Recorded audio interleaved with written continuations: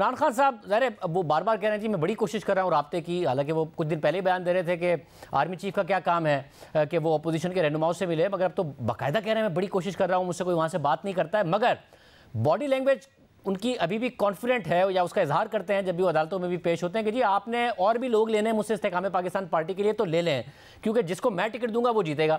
आपने कुछ दिन पहले कहा था कि इमरान खान साहब को अंदाजा नहीं है कितना मुश्किल टाइम उनके लिए आने वाला है, तो जितना आना था वो आ गया। ये जो इस्तेकाम पाकिस्तान पार्टी ने जो तोड़ फोड़ करनी थी कर ली, या भी मुश्किल टाइम बाकी है उनका?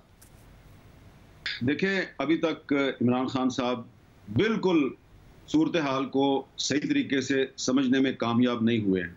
अभी भी अगर वो ये कह रहे हैं कि जिसको मैं टिकट दूंगा वो जीतेगा, तो इसका मतलब है कि उनको बिल्कुल सूरत हाल की समझ नहीं आ रही। और इमरान खान साहब जो हैं उनके बारे में कुछ फैसले किए जा चुके हैं, अब उनको समझ नहीं आ रही। ये जो उनको थोड़ा सा स्पेस मिला ना, ये स्पेस भी एक वजह है पीपल्स पार्टी और नून लीग में लड़ाई की एक वजह है।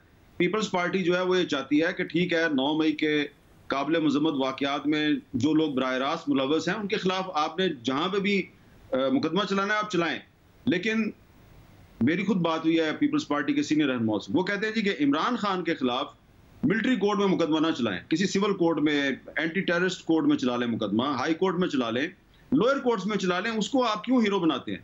लेकिन मुस्लिम लीग नून कहती है नहीं, इस पे भी मुकदमा वहीं पर चलेगा। आज करारदाद भी मंजूर हो गई है।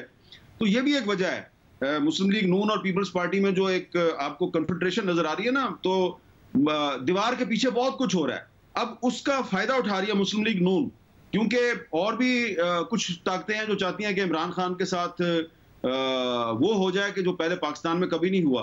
पीपल्स पार्टी जो बच बचा के चलना चाह रही है, उनके कुछ लीडरों का ख्याल है कि अगर आज मिलिट्री कोर्ट्स में हमारे खिलाफ इनके खिलाफ मुकदमे चल रहे हैं, कल को हमारे खिलाफ भी चलेंगे। और उनका एक पुराना एक ट्रेडिशनल स्टांस है मिलिट्री कोर्ट्स के बारे में, तो ये भी एक वजह है। लेकिन मैं आपको ये बता रहा हूं कि इमरान खान साहब जो हैं वो हमेशा जब कोई ब्लंडर मारने जा रहे होते हैं ना तो बड़े कॉन्फिडेंट होते हैं, और ये तो मैं उनकी आदत जो है 20-25 साल से देख रहा हूं। आप देखें ना, उन्होंने बड़े ही कॉन्फिडेंस के साथ पिछले साल कौमी असम्बली डिसॉल्व की, वो बहाल हो गई। फिर उन्होंने बड़े कॉन्फिडेंस के साथ कौमी असम्बली से इस्तीफे दिए।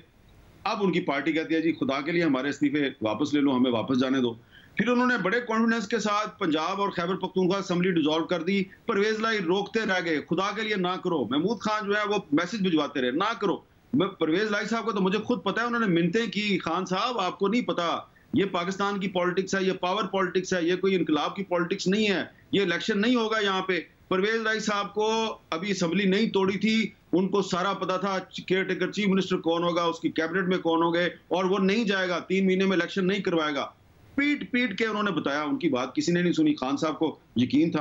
अब खान साहब जो है, पहले तो वो आर्मी चीफ के खिलाफ उन्होंने उसकी अपॉइंटमेंट रोकने की कोशिश की, फिर उन्होंने आर्मी चीफ के बारे में बड़े सख्त से बयानात दे दिए, नाम ले लेके बयानात दिए।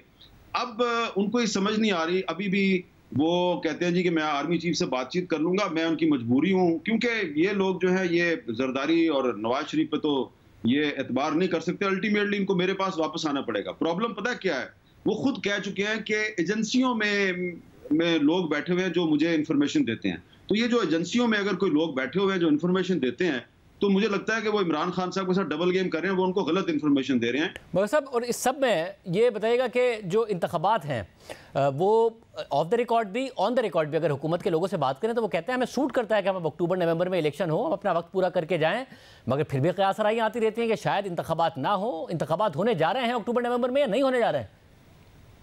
एक दफा फिर मैं आपको कहूंगा कि ये सारी जो आप सवालात कर रहे हैं ना, इन सवालात के जवाबात देते हुए मैं ऐड करता जा रहा हूं कि पीपल्स पार्टी और मुस्लिम लीग नून में जो प्रॉब्लम है इस वक्त, उसकी बहुत सी वजूहात में से एक वजह यह भी है। पीपल्स पार्टी कहती है कि भाई ये कौमी असम्बली जो है और 1973 का जो आइन है, ये इसको आप इस्तेमाल ना करें, इसको वायलेट ना करें, आप इलेक्शन जो है ये मुकर्ररा मुद्दत में करवा दें। लेकिन मुस्लिम लीग नून के अंदर एक ग्रुप है, और वो ग्रुप जो है वो ये चाहता है कि नहीं, इलेक्शन जो है वो 6 महीने के बाद करवाया जाए। और उनको जो है ना, उनका प्रॉब्लम सिर्फ जो है वो इमरान खान है। उनका प्रॉब्लम ना ये आइन है ना कोई और मसला है, उनका मसला सिर्फ इमरान खान है। तो उनकी जिंदगी जो है उनकी जिंदगी की मोहब्बत और नफरत इमरान खान के गिर्द घूम रही है कि बस ये बंदा तबाह हो जाए तो हमारे सारे मसले हल हो जाएंगे। तो आइन अगर उस वायलेट हो रहा है, वो उसकी उनको परवाह नहीं है। मैं सबकी बात नहीं कर रहा, कुछ एक ग्रुप है मुस्लिम लीग नून के अंदर, तो यकीनन मुझे तो कोई ये कहने में तो कि जी ये इलेक्शन जो है ये अक्टूबर में नहीं होना चाहिए, ये बाद में होना चाहिए, और उसके लिए वो मुर्दमशुमारी का भी मसला है, कोई और भी मसला ले आएंगे। अभी पहले फंड्स का मसला था कि फंड्स नहीं है, अब फंड्स का मसला बजट में हल हो गया है। तो मैं समझता हूं कि ये कोई अच्छी बात नहीं होगी अगर इलेक्शन डिले किया गया। ये मत समझें कि इलेक्शन डिले करने से आपको कोई सियासी फायदा होगा। जो आपने इलेक्शन आप अक्टूबर में करवाएं या अगले साल मार्च में करवाएं, जो रिजल्ट है वो तो आपको और मुझे पता है उसका रिजल्ट क्या होगा।